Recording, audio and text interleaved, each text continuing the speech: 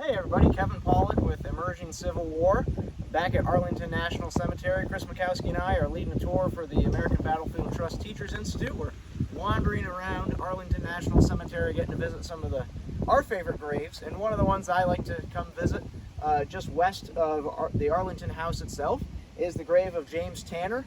Again, not a well-known personality in the Civil War, especially amongst the many generals that are buried here in Arlington Cemetery.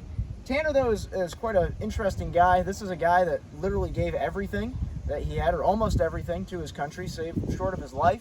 He was a member of the 87th New York Infantry at the Battle of Second Manassas in August 1862. He was severely wounded, ended up having portions of both of his lower legs amputated, but Tanner ended up serving as a clerk here in Washington, D.C. during the remainder of the war, and as fate would have it, he was living in a house across from Ford's Theater the night of April 14, 1865. He witnessed Lincoln's body being carried across the street from Ford's Theater into the Peterson House, and then as Secretary of War Edwin Stanton arrived there at the Peterson House and began taking immediate testimony about what had happened in Ford's Theater in the attempt to track down the president's assassin.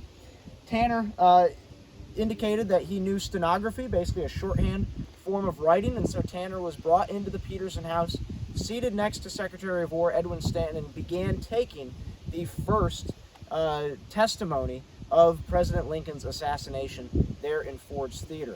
Also, Stanton's famous words when Lincoln was declared dead at 7:22 on the morning of April 15th, "Now he belongs to the ages." Supposedly, according to some of Tanner's words, Tanner wrote initially that he believed that Stanton had written, "Now he belongs to the angels," but according to Tanner's story, his pencil had broken, and so he wasn't able to write down exactly at the moment of Stanton's famous words. But Tanner became a veterans advocate after the war. On the other side of his gravestone here, you'll actually see that it was erected by members of the Grand Army of the Republic.